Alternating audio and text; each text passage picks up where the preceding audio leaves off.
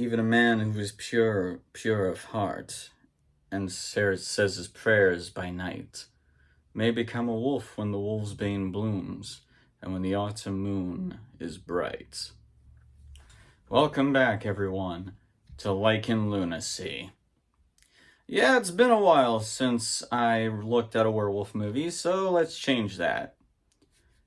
The two werewolf movies I looked at before on my channel, the 2025 remake of The Wolfman and the independent and the indie werewolf film from 2020, Bloodthirsty, I haven't reviewed an infamously terrible werewolf movie on my channel.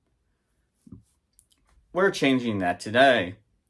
I looked at IMDb for the lowest rated werewolf movies, and I selected four on a poll for which one should get chosen.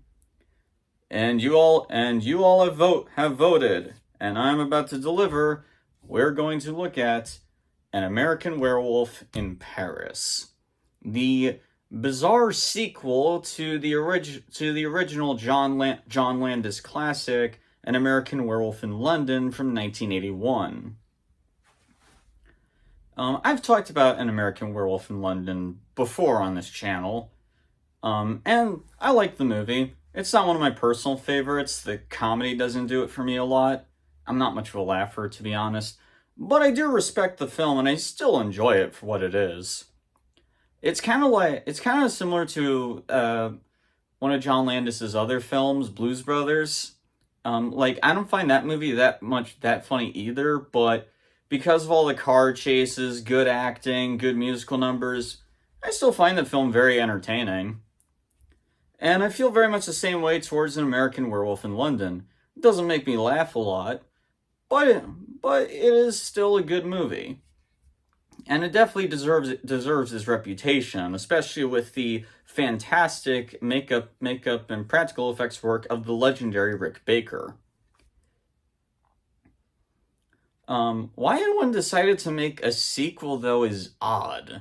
Because, spoilers for anyone who hasn't seen the first film, the main character of the first movie dies at the end. So, how the hell can you have a sequel? Well, whatever. This film actually went through a bit of development hell. Originally, John Landis actually was going to I don't believe direct the film, but at least write the script and screenplay. However, the studio, Hollywood Pictures, didn't like the script, so John Landis dropped out. And the next decade would be like a bunch of filmmakers in and out of this film's production. Hell, at one point, the creators of the Idiot Box from the MTV show were once going to write and direct the film, but they too also dropped out. And I think there was even a guy who worked on the movie Demolition Man, the action movie starring Sylvester Stallone and Wesley Snipes, who apparently he changed their script as well. Eventually this whole process went on until they finally found, a director and I think 3 writers to finally make the movie in 1997, 16 years after the first film came out. So, to say that this movie was a disaster would be an understatement. Not only did it not do very well at the box office, but critics ripped it to shreds at the time. It stands at a 7% on Rotten Tomatoes. And I know that Rotten Tomatoes isn't the most accurate, but if you look at reviews on IMDb, it shares the same sentiment. So, however, interestingly, over the years, this movie has found its own fan base. I actually have come across some videos on this film actually saying that the movie gets overhated. So which side is right? Let's take a look. First, the plot. An American Werewolf in Paris focuses on 3 American tourists. One of them, our main character, falls in love with a French woman woman who nearly takes her own life. This guy falls in love with her and wants to be with her, only to find out that she is a werewolf, and he gets bitten. Okay. So actually, interesting story. This is actually the second time I've watched this movie. I watched this film years ago when I was younger. I think even before I saw An American Werewolf in London. And when I was a kid, I didn't like it, but, opinions can change over the years. Well, I can say, though, that years later, I still did not like this movie. But let me get the very few positives out of the way, especially because there really isn't a lot.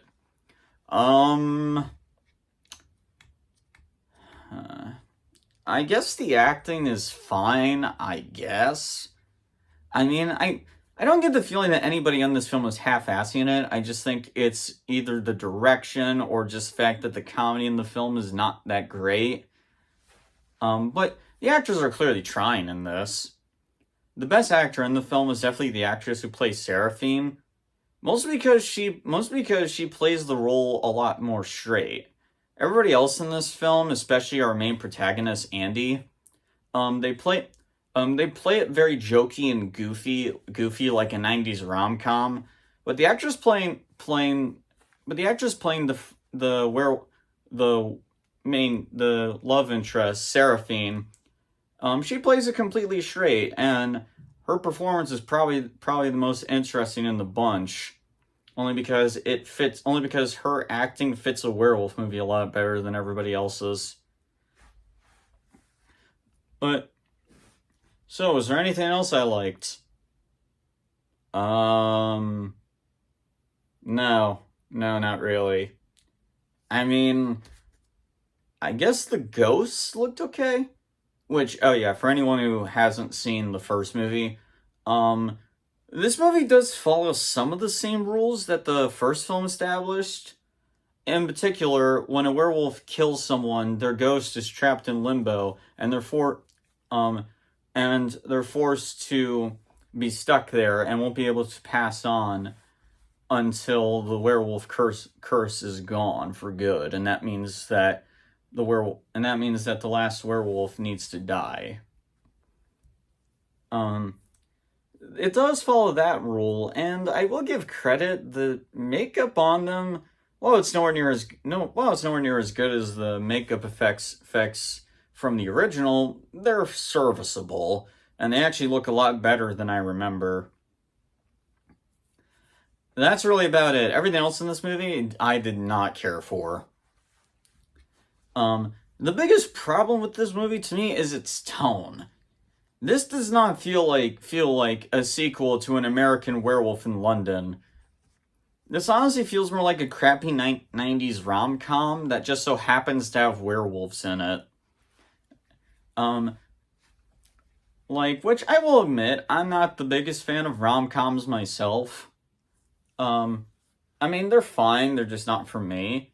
But I'm willing to guarantee that there are probably rom-coms out there that are a lot funnier and much better than this. Now, don't get the wrong idea.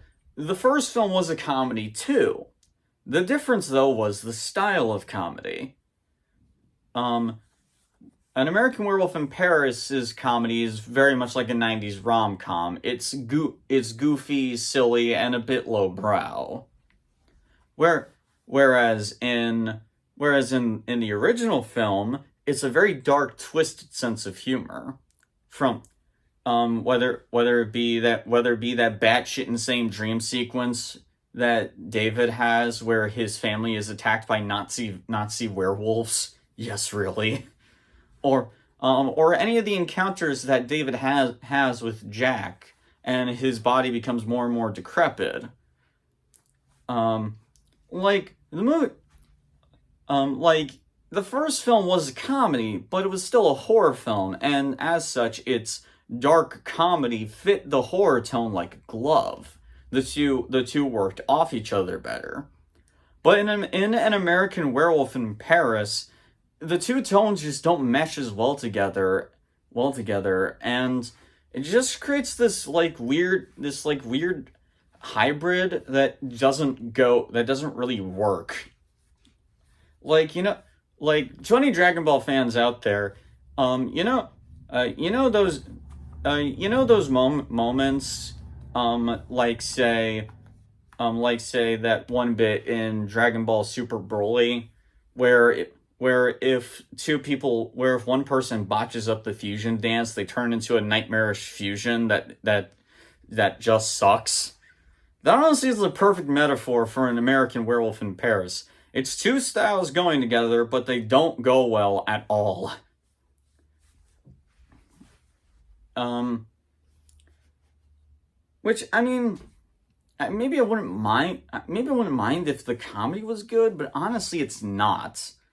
And again, it could just be me. Comedy is subjective, like horror, but but again, there was only one laugh I got out of this movie, and that was when the main character Andy smacked his head into a metal beam. Like, that did get a chuckle out of me. Every other joke in the film is cringeworthy to me, and more annoying than funny.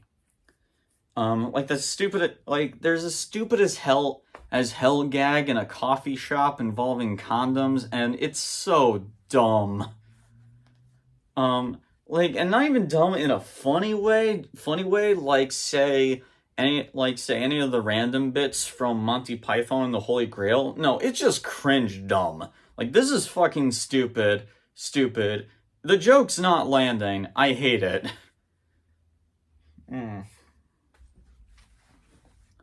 There's also It's of course impossible to talk about this movie without mentioning how the werewolves are handled, and oh boy.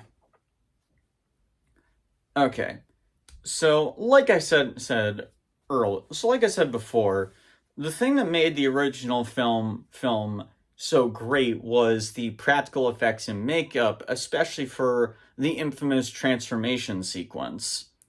The transformation scene in An American Werewolf in London has gone down in history as one of the greatest transformation sequences in film history.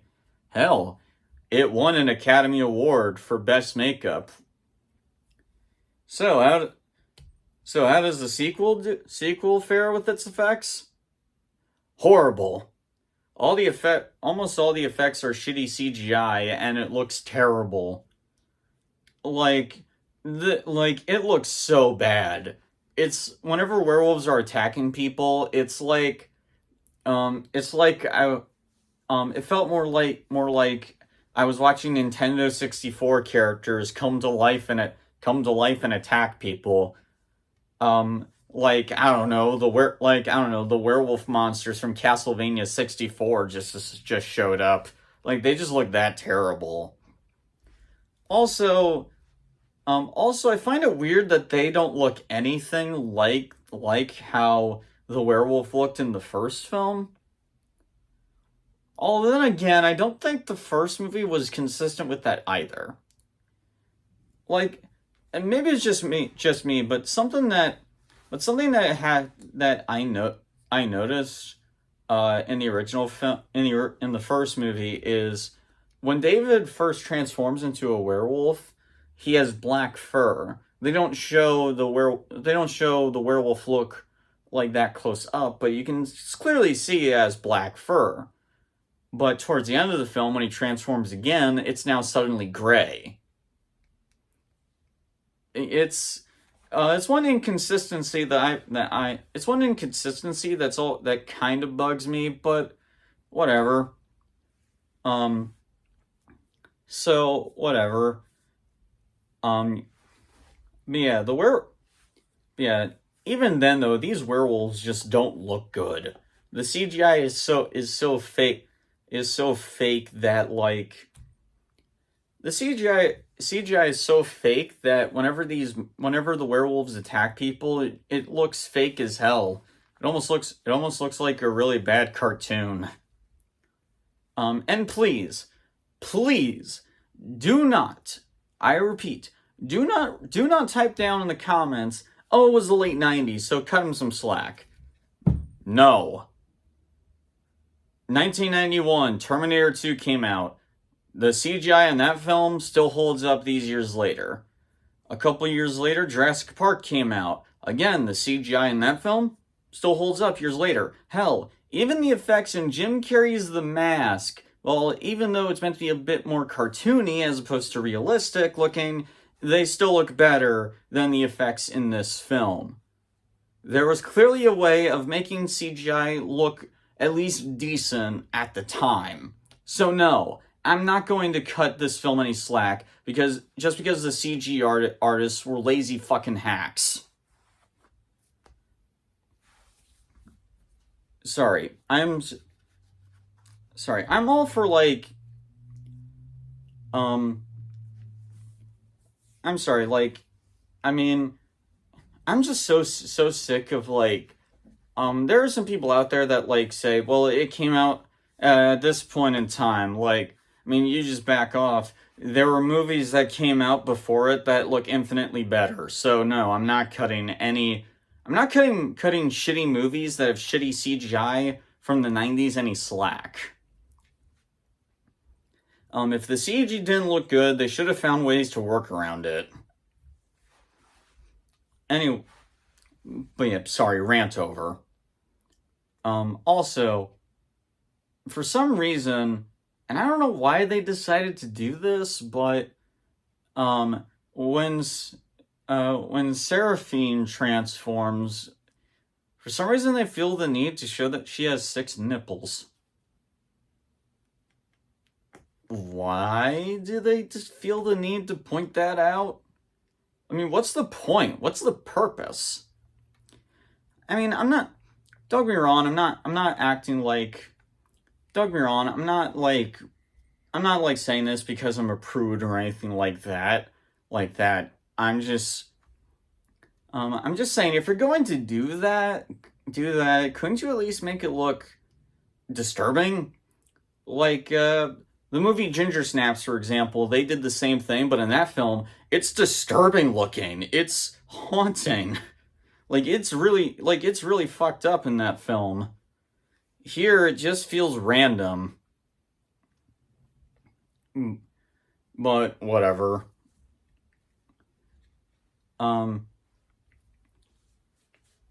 Yeah. Oh, another thing that really pisses me off about this movie is that this movie also changes the rules that the first film established. The first film made it pretty clear that when you're bitten by a werewolf, there is no cure. Period. The best solution when you're bitten by a werewolf is to take your own life so you don't take other people's lives. That is the rules that the very first film established. Not this movie, though. This movie straight up says that actually, if you find the werewolf that bit you and eat its heart, then you'll be cured. Which one? How did Brad's ghost? That's the name of the guy who tells him this. How did Brad's ghost know about this? And two, why didn't Jack tell David that at all? Maybe you can make the argument, oh, maybe Jack didn't know. Well, okay, how does Brad know? So this movie literally has the balls to say that David didn't need to die at the end of the first film. It makes his tragic death feel almost meaningless. The fuck? I get that it has a different tone. I get that, but you can't just you just can't just break rules that the last movie did. Any sequel that does that is not very well received. Just ask You want proof of that? Just ask Predators fans on the movie The Predator. Yeah, the biggest issue I have with the movie, though, is just it's boring. Like, none the jokes are, like, the sense of humor of this film is bad. But it's not the cringy kind of bad, it's just the fucking boring kind of bad. Like, it feels like the movie is holding you goddamn hostage, just for an unfunny gag, and it bores the fuck out of you. You're just like, can we please get to the fucking werewolves now? Like, again, compared to the first film, the first movie opens up with a werewolf attack. Like, that movie doesn't waste your time. This movie does, and I hate it. The chemistry between the two leads as well is not very good. Like, these two just don't really have very, very good chemistry, and their relationship is not very believable. And, like, this is only a big problem because this is, like, the main focus, like, of the film. The fact that David is head over heels for Seraphine, but I just don't feel shit between these two at all. Like,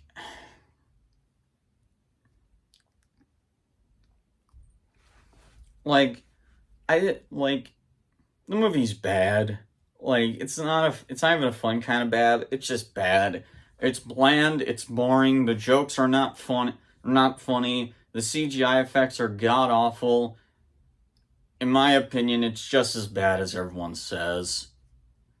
An American Werewolf in Paris is definitely getting an F. I should say, though, if you're one of the people that likes this movie, that's totally fine. Hell, I'm glad you can get enjoyment out of it where I can't. I don't do these videos to, like, shit on other people's opinions. Quite the opposite, actually. I'm more than curious to hear other people's thoughts. So long as they're respectable. But yeah, this movie just doesn't do it for me. So yeah, An American Werewolf in Paris. Have you guys seen it? What did you guys think of it? Let me know down in the comments below. Oh, and before I go, I did a poll. I did another poll to see, because next week is going to be Halloween, and I wanted to know what my subscribers would like me to review. I watched the poll, which a surprising amount of people actually voted. And the movie that I will be reviewing for this Halloween will be a tie between Trick or Treat and John Carpenter's Halloween. Thankfully I have 4 days off that week, so I should be able to tackle both of them. Yeah, thank you all so much for voting in the poll. And if any of you are bummed out that your favorite film didn't get picked, don't worry. I'm going to see if I can do this again next year, and I am going to and the Monster Squad and Buffy the Vampire Slayer will be on that poll, be on next year's poll. I'll just pick two different movies to go along with the poll. But yeah, thank you all so much for voting. Yeah. And thank you all for watching. If you like what you see here, like, comment, and subscribe, and hit the notification bell so you don't miss a video. That's all I got, guys. I'm Zach the Movie Fan. Take care.